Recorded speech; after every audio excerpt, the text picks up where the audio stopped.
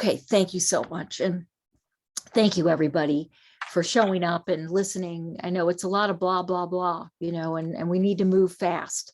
And so one of my personal goals is to educate people about this very Byzantine and opaque system that runs our electricity system. And once we start electrifying transportation, it's going to be even more important. So move to the second slide here, Linda. I apologize, Lynn. Okay. Got it? Yes. Okay. And I'm not going to go after this, but I'm somewhat unique in that I started out as an activist. I started out fighting clean coal. I really didn't know a kilowatt hour from a megawatt hour. And I learned. And with a friend, we fought back a clean coal plant in Colorado in 2007. And we helped other people around the country understand why it would never work. Carbon capture and sequestration is another bad idea that doesn't work. And unfortunately, it's coming to life again. But it's another boondoggle, and it's pretty easy to see why it doesn't work, frankly. It's too much of an energy penalty, too expensive, not worth it. Nobody's doing it. So slide 3 here, I'm doing I just did a series. So if you really want to understand how utilities work, I did 6 sessions, and there's the link through Clean Air, NC, and also the Sierra Club in North Carolina. And as a result, I'm pretty excited because it just ended. I did the last session in December. And as a result, we've had about 4 or 5 different groups decide to intervene at the Public Utilities Commission. And what that means is they're going to get more involved. They're not just going to make a public comment. They're going to file as an intervener. And when you do that, that means that they must listen to what you say, even if they say, well, we don't care about what you say, or you care about pollution, but we don't, or whatever their answer is. They have to give you an answer. And that is the beauty of being an intervener. So slide 4 here, Linda. There's the summary of all the sessions, and there's a link. Everything's free. It's all online. The PowerPoints, the links, everything's on there. And if you have any questions, send me an email. And I've had a lot of people reach out to me from these sessions. So you can read there and see what they're about. But basically, what I want to talk about today, move to slide 5 here, is if clean energy is so cheap, why don't we have more? And clean energy is cheap. And I'm not going to go through the slides that show how cheap it is. It's easy to find now. When I first started this work, it wasn't cheap. It was more expensive, and it was far more expensive than conventional generation. But that's not true anymore. And even major groups like the International Energy Administration, or is it agency, International Energy Administration, they're saying now that solar energy is the cheapest electricity in the world. It's the cheapest. So why don't we have more? And I wrote this out because so people could read it later if they want. But basically, we have a Byzantine, needlessly complex system where it lacks access to data. There's terrible transparency, and many times there's really no due process. And let me explain what I mean by that. I could show you a few data points and you would say, oh, now I get why we should be doing solar and batteries over that gas peaker in Massachusetts. And the data points would be, well, I'm just making some of these up, but I've seen these in other states. Well, they want to build this new peaker, but they have a bunch of other peakers that they don't really use very often. Or they could purchase power from another provider for cheaper and not have to build this asset, this gas peaker that's going to be stranded perhaps in a few years because the cost of natural gas is going up, up, up, up, up. And, the reserves are actually much less than people tell us. So there are a number of data points that we need. And actually, one of the things I've been trying to do is get some grant funds so that I can work with some big groups to let them so that we can start pushing back on this because we need data. We need data. We can't understand a system if we don't even know the basics of the system. What kind of power plants are running? What does it cost? How often do they run? How much renewables do we have? What are your future plans? The utilities are really pretty bad about this. The utilities are also very powerful politically. They're the biggest campaign contributors and influence in many states. And honestly, I have made a living some years writing reports about utility bad behavior. And when I say bad behavior, I mean jaw-dropping behavior. I mean, and I've just listed a few. This just happened a few weeks ago. One of the utilities in Ohio spent $460 million on grid modernization. But when the regulators said, hey, well, what did you spend it on? They couldn't tell them. They couldn't tell them. $460 million. Now, I could go on and on about this for an hour, honestly. $30 billion spent on the Vogtle nuclear plant in Georgia. So when you start doing the math, and I'm not really that great at math, but I've learned for this work, the cost for that plant is $15 million a megawatt. Now, why does that matter? 15 million a megawatt? Because the cost for utility scale solar PV is 1 million a megawatt. One. And even if we put it on people's rooftops, which is more expensive because it's, a lot more effort for the same amount of total capacity, it's only 3 million a megawatt. So, and then there's all kinds of bad behavior in states where here in North Carolina, Duke Energy took really literally 8,000 megawatts of 50-year-old coal plants.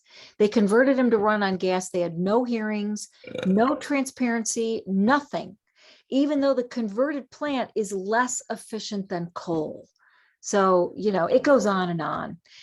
And so why do I spend so much time on public utilities commissions? And that's because they are the deciders. They are the people who decide what we're going to do about energy. Now, you are in a deregulated state, so it's a little bit more complicated, but still the Public Utilities Commission and commissioners have incredible power.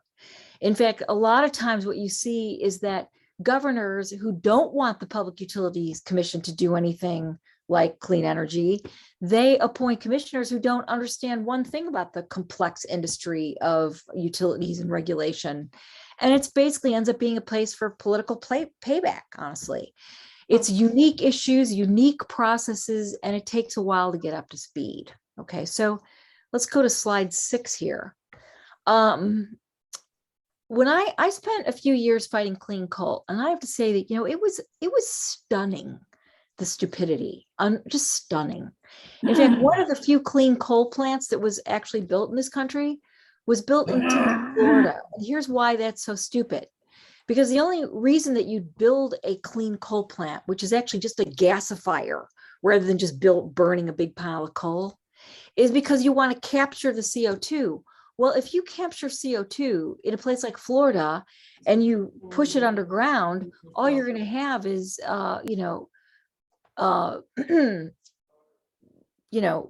carbon dioxide soda. That's what you're going to get.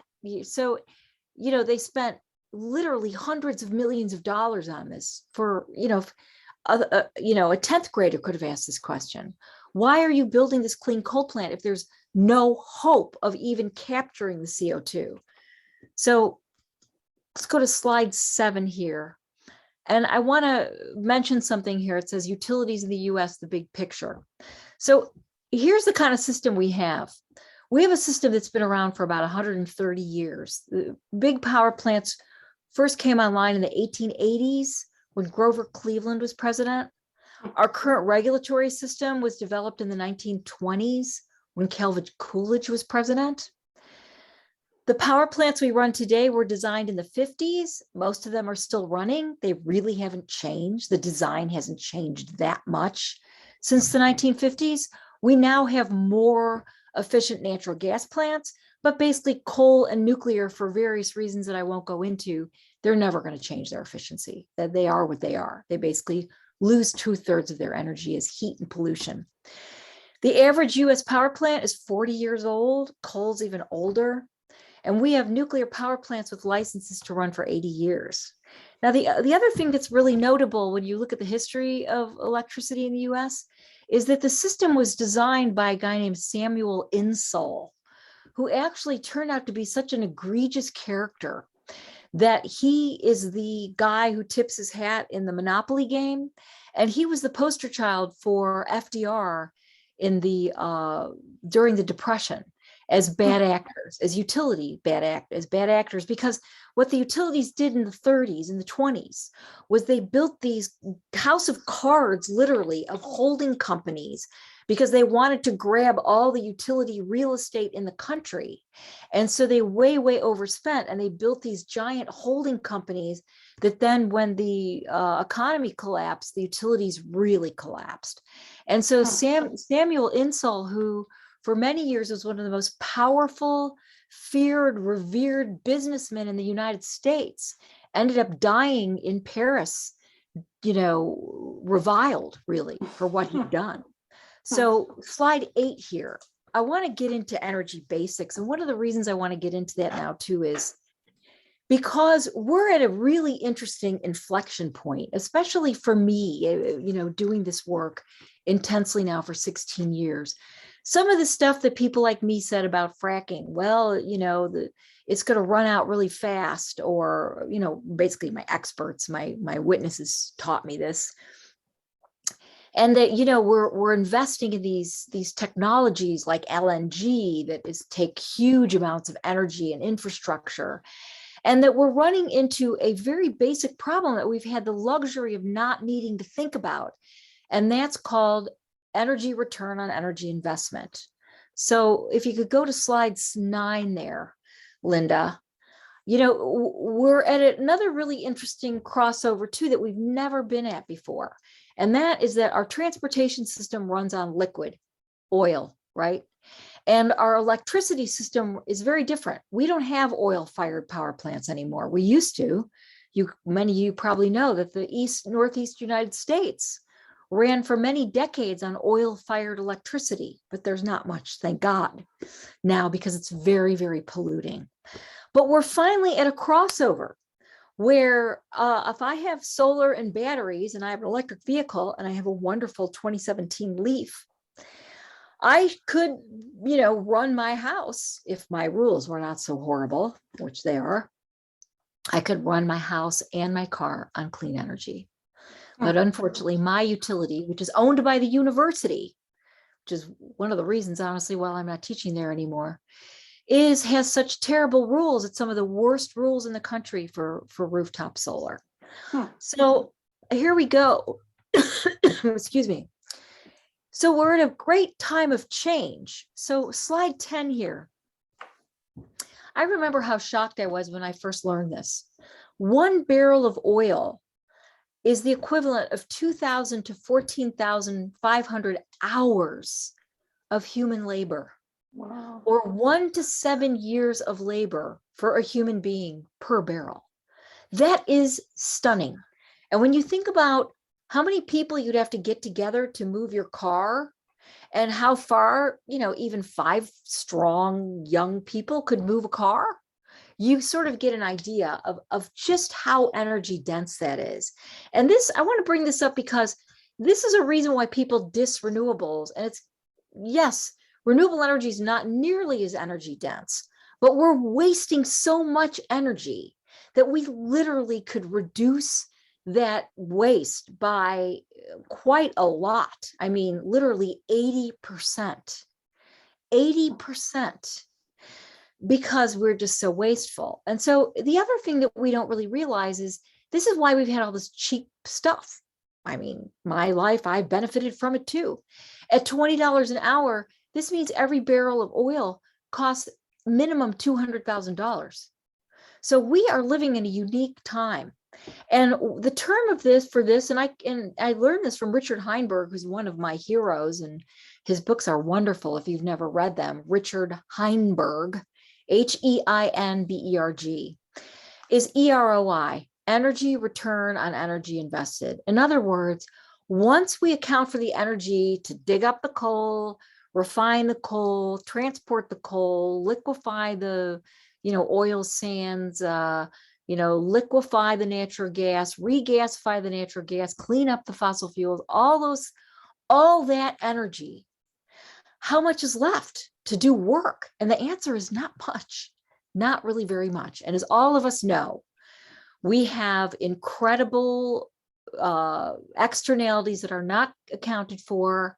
all the pollution, all the dumping of waste on our most vulnerable, on our poorest populations, it is, of course, a crime. It's a crime. And I would say that it's predatory delay. And I would say that when our young people realize the extent to which they have been, really harmed, that this is criminal negligence. It's criminal negligence. It's obviously criminal negligence. The average American right now consumes over 25 barrels a year. I mean, a lot of it's, we can't help it. Do you want to get around? Do you have a car? Do you, participate in this world? And links to all this is in my notes. So I want to move on to something else that's important, Linda, slide 11. And I was born in 1956. And when you could look at this slide, which is from one of my witnesses, a wonderful man who worked for me for free, named David Hughes. He's a retired geoscientist from Canada. And he has done a lot of work with Richard Heinberg over the years on resilience.org, that website. Wow. And he does these incredible studies of fossil fuels, particularly fracking, fracked oil, frack gas. And this is from Dave. He's got a sort of a, he uses a certain type of slide. I can always tell it's his slides. But look at these numbers. 90% of fossil fuels have been consumed since 1941. Now, I was born in 56. So basically, that's most of my lifetime, And so the sad part to me is we haven't changed, right? We could have changed 10 years ago. We should have changed 10 years ago. We could have changed 20 years ago, but we didn't, as we all know. So it's a wake-up call. And really, I think one of the points that Richard Heinberg makes that just seems eminently sensible to me is that we have to use what's left of our fossil fuels to build the infrastructure that we need. Now what comes after that, I don't know, but obviously we need to build the infrastructure for the future. So slide 12 here. Basically the trend is clear. Okay, we're going from hub and spoke to distributed generation. And why do utilities love hub and spoke? Because they can control it. It's easier to control. Why do they all love nuclear? Even though it's been way more expensive than solar for almost 10 years. Well, actually, probably for over 10 years. I remember nuclear power back in 2008 was about 20 cents a kilowatt hour. And, solar was like maybe 15 or 16. Oh, yeah. So, yeah. So, Sorry. yeah. I know, it's crazy, isn't it? Okay. Anyway, let's see. And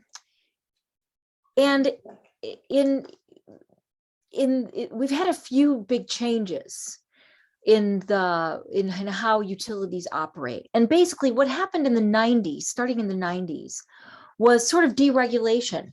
So you guys are in the Northeast, you know about deregulation. And what deregulation did, the good part of it is more transparency. That's why the Northeast has more energy efficiency. That's why the Northeast was one of the first areas of the country to have wind. Because you guys, the good thing about a deregulated market is more transparency. And so people could see minute to minute, what did electricity cost?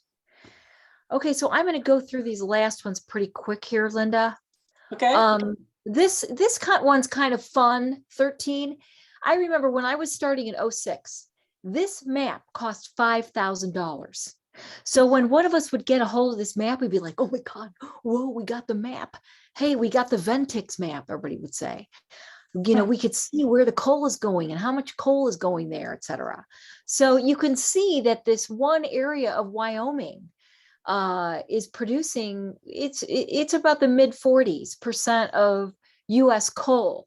Now, US coal, thank God, is down now, but you can see that, look, it traveled all the way to the Northeast, or all those coal plants along the Ohio River, or all the way to Georgia.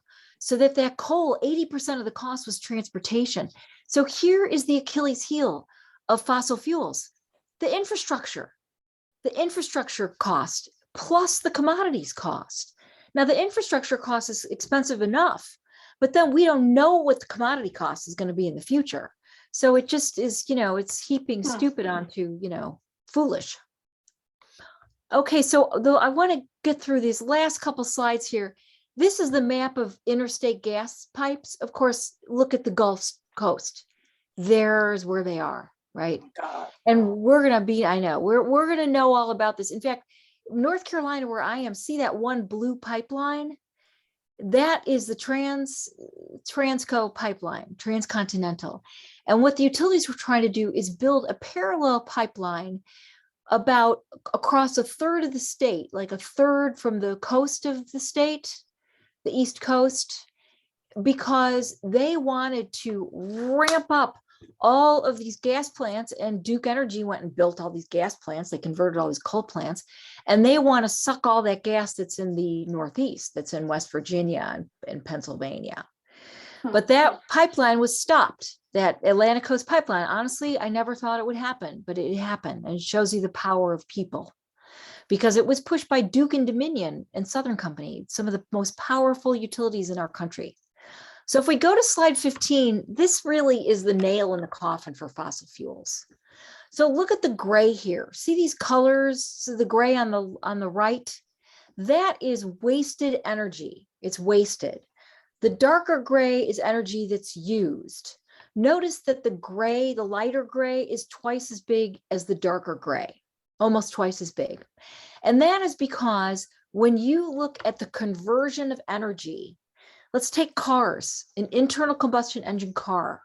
When you put gasoline in that car, only 10 to 20% of that gasoline actually gets converted to work. That's all, 10 to 20%. Whereas my electric Leaf, so 95% of the energy, of the electricity, the kilowatt hours that I put in that battery get converted to work. Now let's compare that to power plants. Power plants at what they call the gate, the gate that's around the power plant. That's why it's called the gate. If you look at the power plant, 2/3 of the energy is lost as heat and pollution.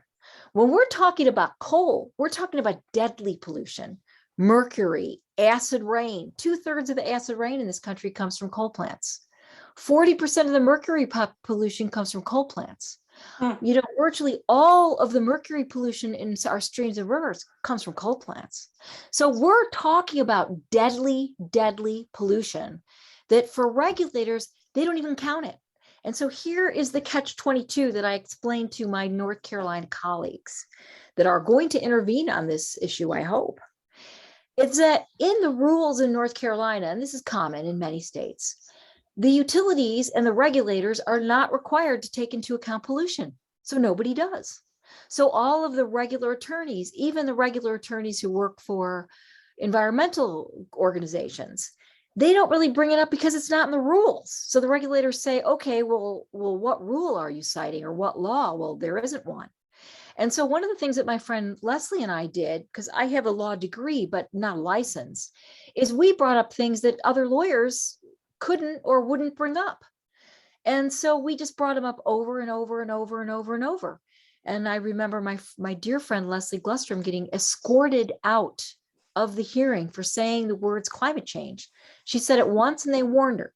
And then she said it twice and they got the police and they escorted her out. Now, this was in Colorado in 2008. Thank God we've come a long way. But basically, we have to show up because the people who are there are overwhelmed. There's not that many people at the Public Utilities Commissions. And these are the people who are making decisions, and they're supposed to be making these decisions in our interests. Now, let me leave you with a couple last things, Linda. Slide 16 is sort of a diagram of the system, right? So you start, there's the power plant, which looks kind of benign there, right? They don't show the pollution. But the point of this is from the power plant loss is 2/3. So the energy content is 100 units. The power plant loss is 62 units. Why? Because remember, as in the Sankey diagram I showed you in the previous slide, that's what that's called, a Sankey diagram. It accounts, there's that 2/3 loss. Well, then the transmission system has losses, right? 38 units, the transmission. And then you've got distribution system losses. And then you've got losses in your house, right? And so basically, back in the days of the old light bulbs, the power losses, according to Amory Lovins, were up to 98%. Utilities are well aware of this. If they're not, they need to be canned. But this is what, this is the system we're up against. And then just to show you, I just pulled a few last slides here because I want to show you this is what we're up against in slide 17. You're talking about an industry that is unbelievably powerful. Every year, the Edison Electric Institute does a report to Wall Street, and you can find it because most of the members of the Edison Electric Institute are private utilities that are required to post their numbers with the Securities Exchange Commission and FERC, et cetera. So we know what's going on. This is what I mean by we have to have a method to get that critical information to people easily, not where you have to practically have a PhD in this stuff to know where to look.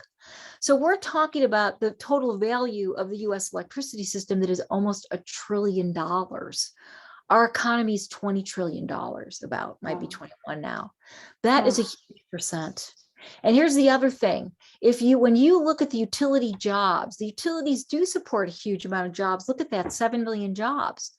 But the number of solar jobs versus coal jobs, 79 times more solar jobs than coal jobs per megawatt hour generated. 79 times. Wow. Why?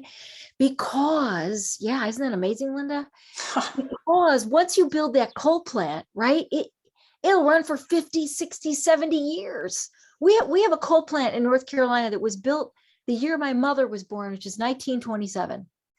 That's how old one of our coal plants is. So you have these coal plants that run forever. It doesn't take that many people to run them. It's the fuel doing the work, right? We have the fuel doing our work for us.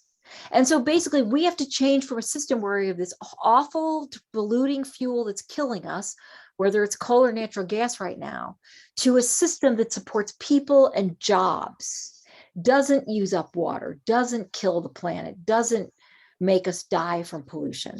And then look at this amount of money that they're spending every year, 120 billion. And that's why I wanted to show you the next slide, Linda.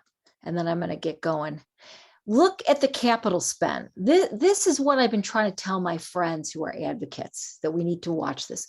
Look at that clear slope up, right? So in 2010, the utility spent 74 billion on capital expenditures. Now they're up to 120 billion. Why? Because that's where they make their money.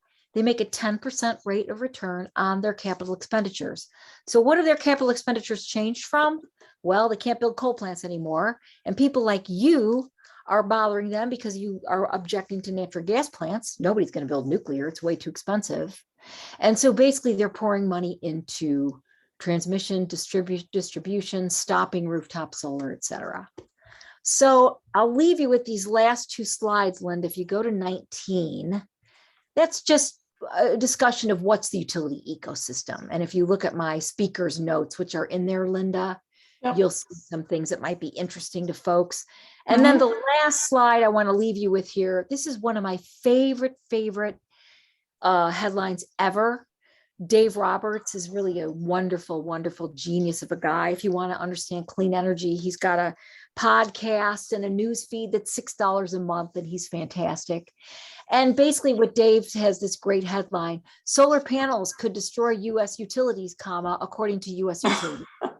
And this came out in 2013. And the funniest thing about it, Linda, was that everybody who's in the, pro clean energy read it and they were like, whoa, somebody didn't do a read through first, because basically what they admitted was rooftop solar is going to eat our lunch. And here's why. And this is the last key I'm going to leave you with, because running a utility is like, a friend of mine compared this once to baking a cake.